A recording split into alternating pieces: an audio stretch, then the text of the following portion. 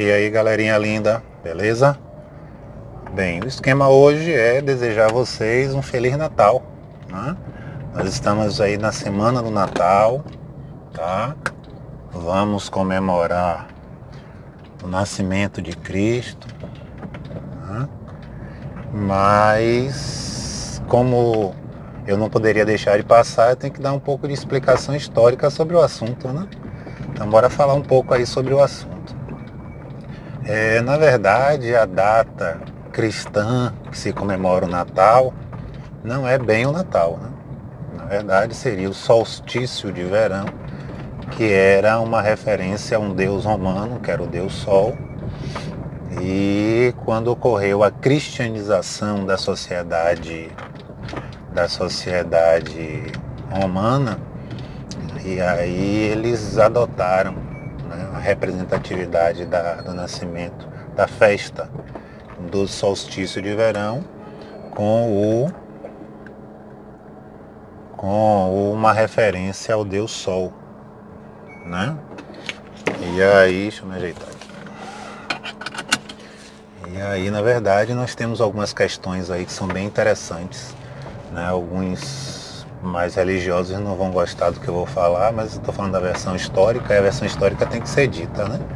Então nós temos aí Constantino, né, imperador romano. Nós temos Roma abandonando uma religião pagã, politeísta, uma religião que acreditava em vários deuses, copiada da mitologia grega, né? Você vê que as referências religiosas gregas, elas acabam sendo copiadas pelos romanos, né?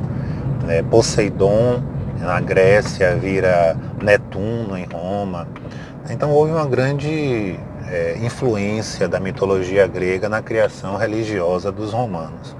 O problema todo é que Roma cresceu demais, absorveu demais, ela acabou ampliando seus limites territoriais, ela deixa de ser uma monarquia na Península Itálica e vai se tornar o grande império, né, da antiguidade clássica, que foi o Império Romano, né, sobrepujando a civilização grega, né, conquistando vários povos ao seu redor.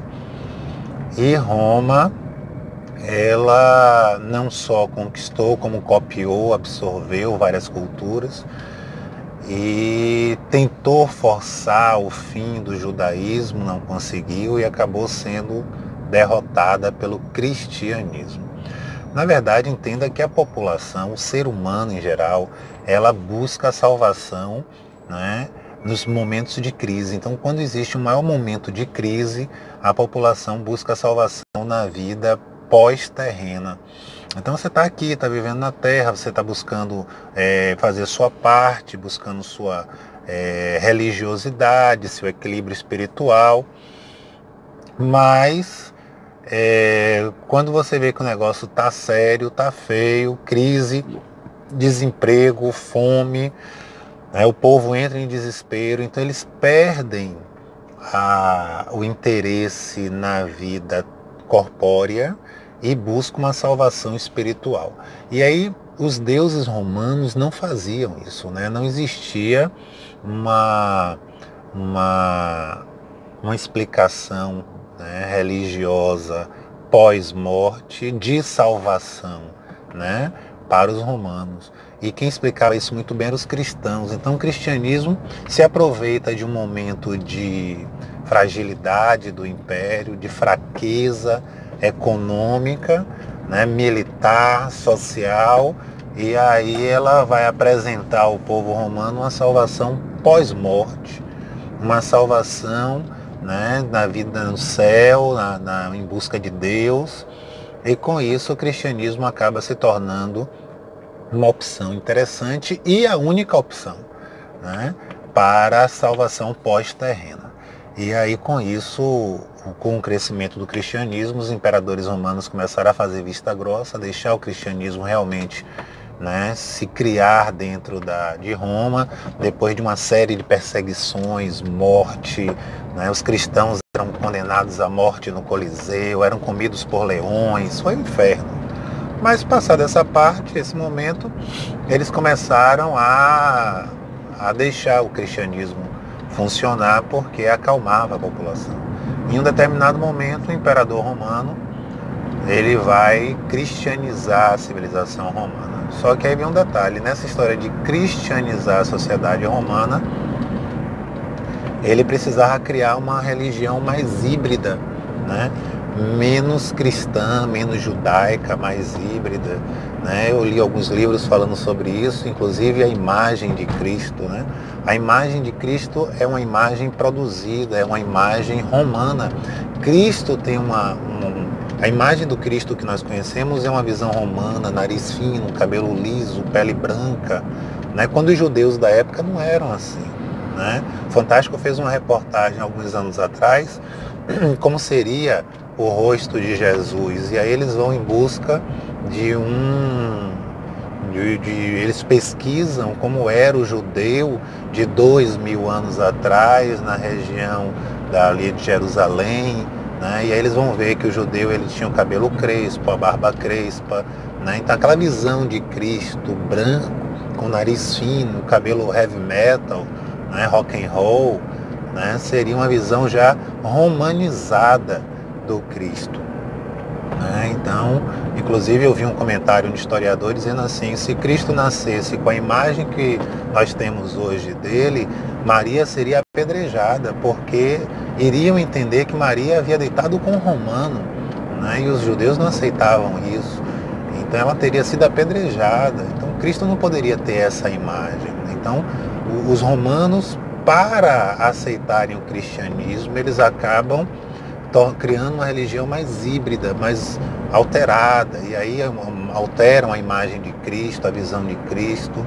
E o Natal, que é o assunto dessa aula, né, o 25 de dezembro, passa a ser a data comemorativa do nascimento de Cristo sem ser, né, porque havia uma forte oposição dos religiosos romanos em relação ao cristianismo por causa do solstício.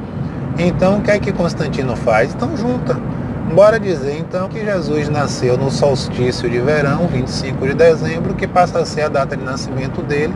Nós já fazemos oferendas à divindade natalina, né, que seria no 25 de dezembro, e agora essas oferendas passam a ser a Jesus, né? Então, a data do nascimento de Jesus não é essa, mas habituou-se, né, comemorar o 25 de dezembro como o nascimento de Cristo. Então, por isso, meu Feliz Natal a todos. Existem outras características em torno do Natal que são muito interessantes também, né? Nós tivemos 12 apóstolos, Judas se matou, então são 11 saíram para pregar, né? E nós só estudamos 4 apóstolos, 4 evangelhos, né? Cadê o evangelho de Tomé? Tomé saiu para pregar, né? Tomé só aparece para a história quando ele nega Jesus e diz que só acredita que Jesus ressuscitou se ele colocar a mão no furo do cravo na mão de Cristo, né? Daí o termo, sou igual a São Tomé, só acredito vendo. E ninguém mais fala dos evangelhos de Tomé, né? Então muitos evangelhos foram proibidos, são chamados de apócrifos, porque não atendiam a necessidade romana daquele momento. Tá? Então eles acabam sendo condenados pela igreja e nós só estudamos 4. E mesmo assim, os 4 que a Igreja Católica mantém foram alterados, modificados, né? Ninguém fala sobre a diferença de idade de José e de Maria, né? José era muito mais velho do que Maria, que era uma tradição da época. Alguns apócrifos chegam a citar os irmãos de Cristo, né? Tem um filme muito bom, A Última Tentação de Cristo, que usa também a influência dos apócrifos.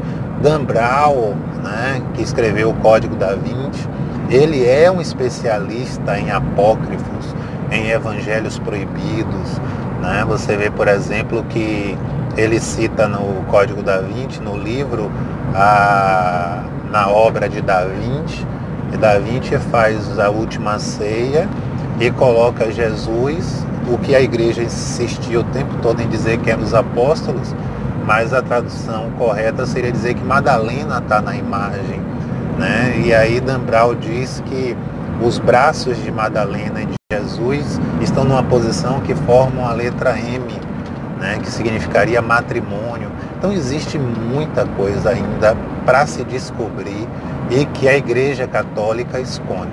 Ah, professor, mas eu não sou católico, não tenho nada com isso. Tem porque a Bíblia que nós usamos em qualquer religião é a Bíblia católica. A sua Bíblia evangélica, batista, adventista foi inspirada na Bíblia católica. Se a Bíblia da Igreja Católica está alterada, está modificada e tem erros, todas têm. Talvez a mais pura, né, das Bíblias, o mais puro dos livros sagrados seja o livro dos ortodoxos. Porque em um determinado momento a Igreja Católica foi dividida em católica e ortodoxa.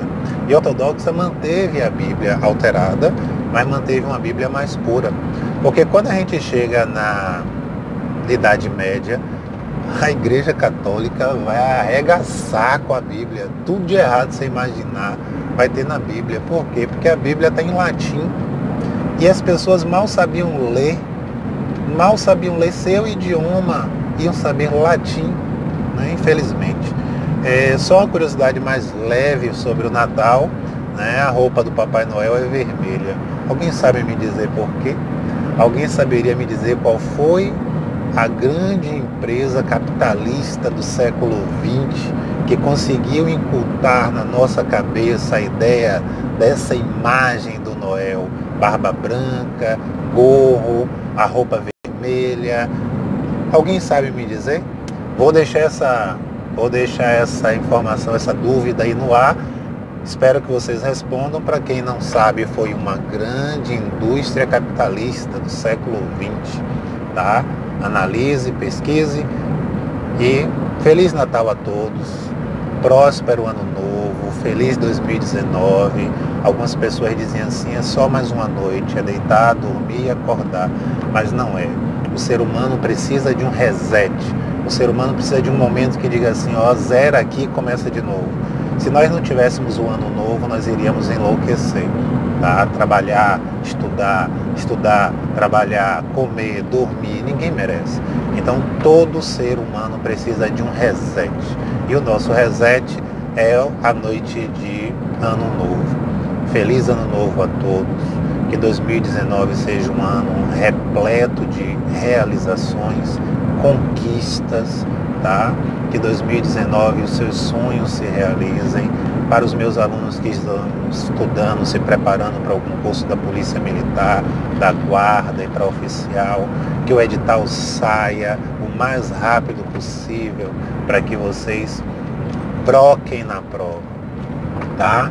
Então, meu Feliz Natal, meu próspero Ano Novo, meu beijo enorme no coração de cada um de vocês. Em 2019, nós nos vemos de novo. Um abraço.